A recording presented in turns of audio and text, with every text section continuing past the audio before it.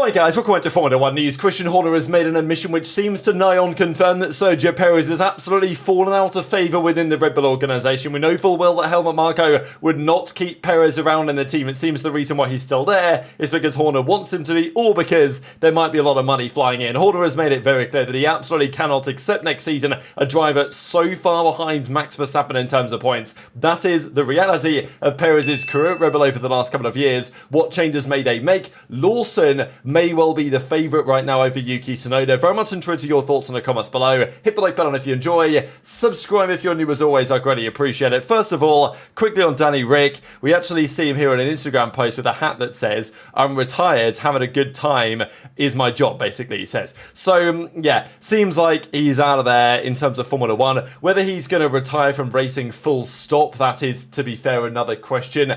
I'd like to see Ricciardo race in some sort of other series. Maybe he will, maybe he won't. But yeah, certainly his time in Formula 1 unfortunately seems to be over, which was not really, well, apparently it was on the cards for a long time. As we talked about yesterday, it seems like Red Bull kind of made that decision before the season even began, but it was not made clear at all to anyone involved until rather recently. Mick Schumacher and Sebastian Vettel will team up again at this year's Race of Champions. I thought it was some nice words here for Mick, who says, "What my dad was for Sebastian, Sebastian is for me." And I know there was a world in which this pairing could have been like Audi's driver lineup in 2026 or something, but you know, that's not going to be happening as it currently stands. Quickly on Ferrari, upgrades are due this weekend. Whether Ferrari bring much, I guess that remains to be seen. You'd expect them to, but there are rumours, now we don't know if this is true or not, that they will split their upgrade package between Austin and Mexico,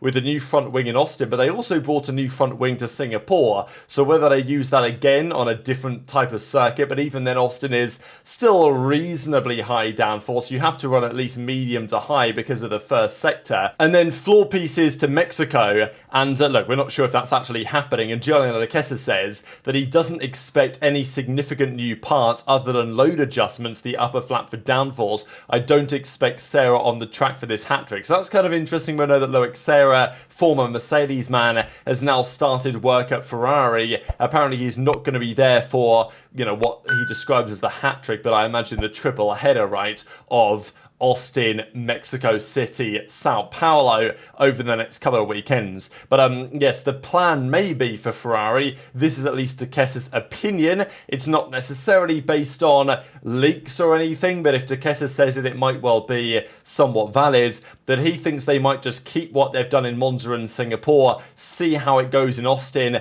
and then decide from there, because certainly McLaren, like Ferrari have upgrades on the works, right, but McLaren have kind of adopted this philosophy of not bringing upgrades in parts. They will just bring a big package, and that's their package, and at least then they can really tell how it performs.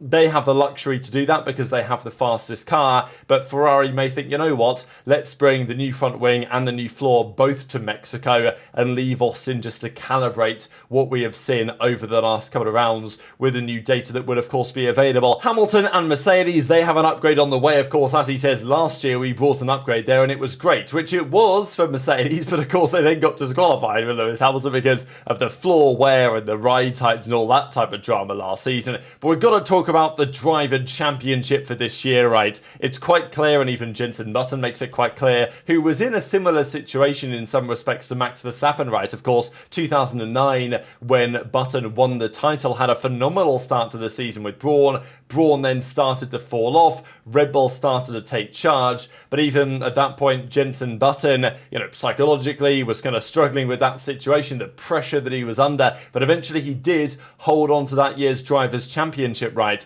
And look, he has experience in a similar situation, therefore, to Max with what's happened this year. And he says to McLaren, like, hey, you gotta favour one driver, as in Lando, if you guys want to try and win this Drivers' Championship. These are the results with those respective drivers this season, of course. You know, famously, when he won the Miami Grand Prix, he didn't have a great time in the sprint the day before, DNFing from that. Max has won every sprint this season on Max's cars.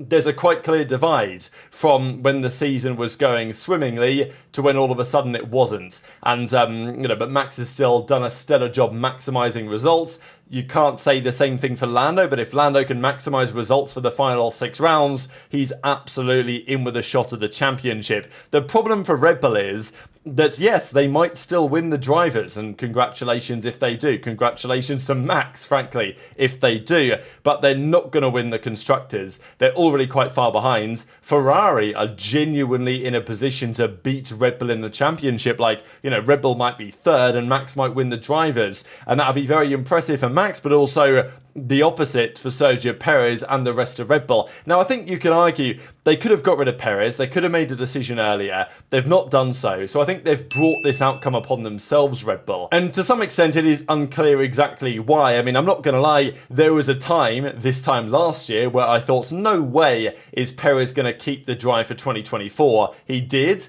and it's gone basically as I expected it to, and many of us expected that it might. He's not sitting pretty in this year's Drivers' Championship now. There were rumours they were going to get rid of him around the summer break time.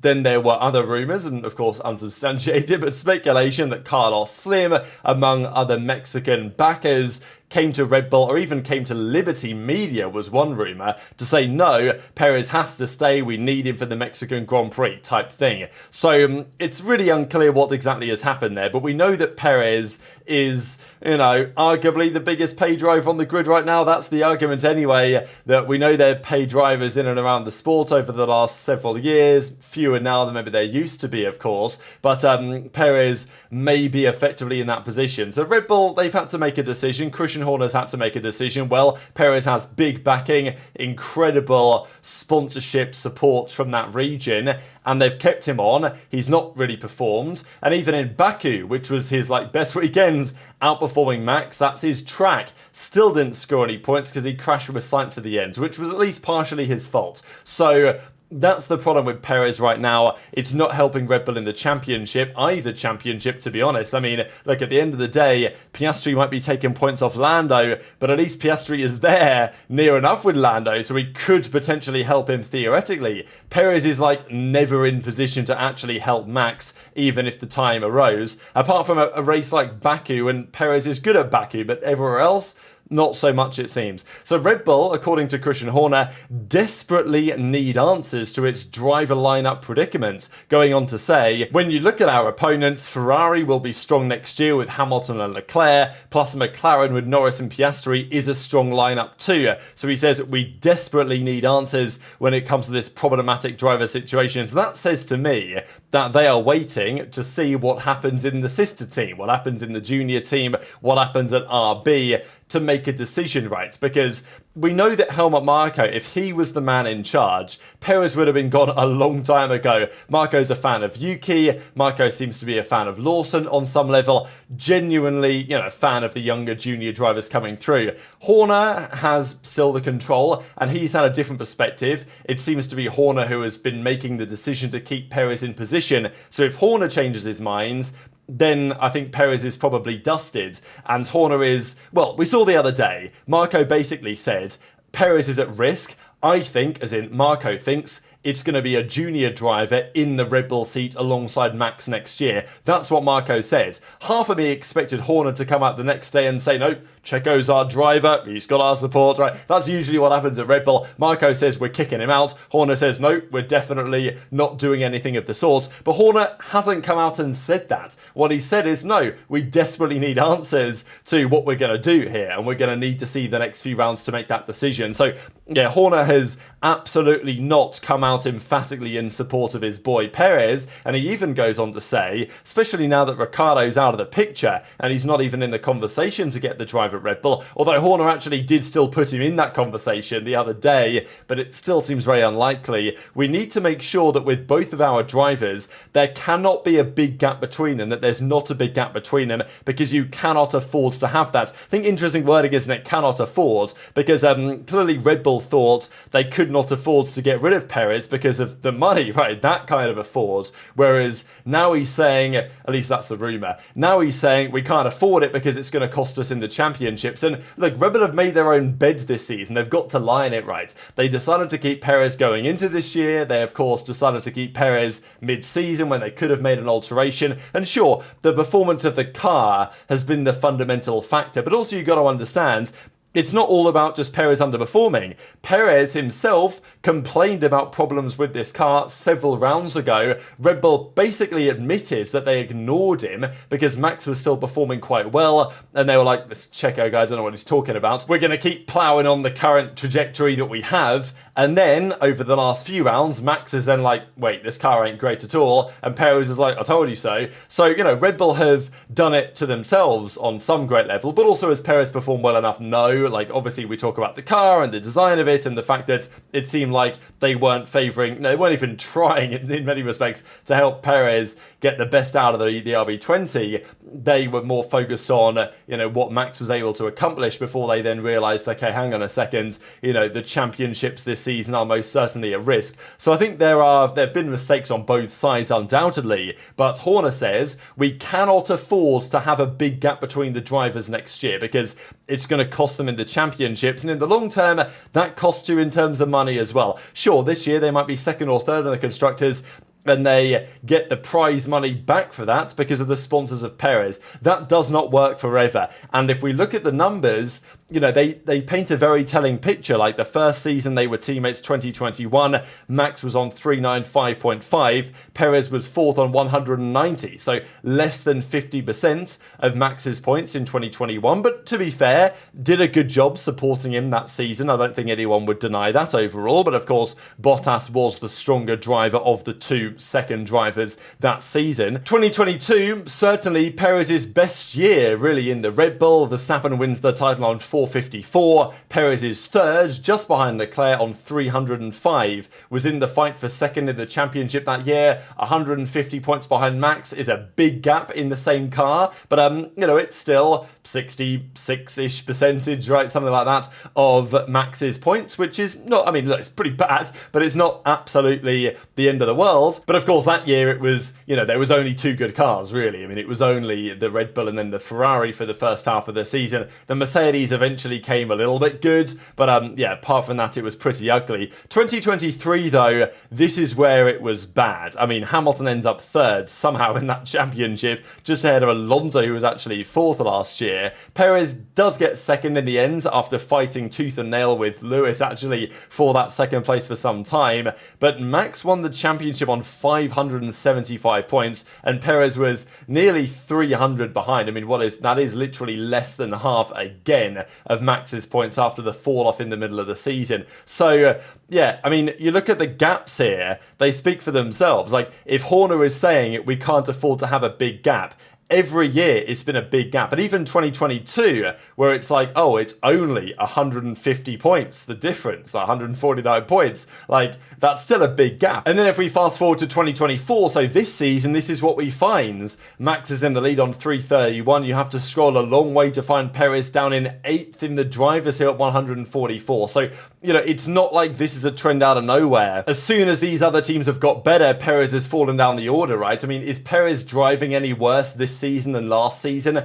I wouldn't really say so, to be honest. It's just last year they had a rocket ship. This year they don't. And we're seeing the consequences of that play out in terms of the point standings this season so far. So, look, the numbers speak for themselves. If Horner is committed that he needs to have a driver that can get close to Max, Perez clearly cannot do it. And we've got many years of evidence of exactly that. Now, is anyone else capable of doing it? Certainly in the Red Bull outfit, where we know that the car tends to be designed to Max's preferences, and Max has very extreme preferences compared to most drivers. Perez likes a car that's solid on the rear end. He loves a track like Baku because it's just 90-degree corners and acceleration zones. Max isn't so happy about a circuit like that. But most tracks, Max can do well because he likes a massively pointy front ends that Perez can't really handle the oversteer if he goes for that type of setup. So, can anyone match Max? You can put a guy maybe like a Charles Leclerc in the car who has a similar driving style who maybe could do a decent job, but that ain't happening. So what else do you do? Lawson is being considered, there's no doubt. They're expecting Lawson to beat Yuki. For the first couple of weekends, they're probably expecting him to be around about where Yuki is, and then kick on over the final few rounds, and that maybe will give Horner the answers that he desperately seeks. Tsunoda's chances, though, are lower, but apparently he is in contention. At the end of the day, if Marco was in charge, I think he would choose one of these guys. I don't know what Horner's perspective on that would potentially be. I will just mention this. So Liam Lawson's old high school tweeted, or put this on, this is Facebook, isn't it? Put this out the other day. Congratulations, Liam Lawson, who has achieved his childhood dream of becoming a full-time driver for Oracle Red Bull Racing Formula 1. Which is pretty funny because, you know, I like how they explain it in full Oracle Red Bull Racing, like as if he was a fan of Oracle Red Bull Racing and he was like, oh my god, I can't wait to drive for a team sponsored by Oracle, that's my dream, right? They say he's a full-time driver for Red Bull Racing, which he's not. I mean, he's a full-time driver for RB, VCARB, Visa Cash Out Red Bull, Visa Cash Out Racing Bulls, I think technically is what they want to go by. But do they know anything we don't?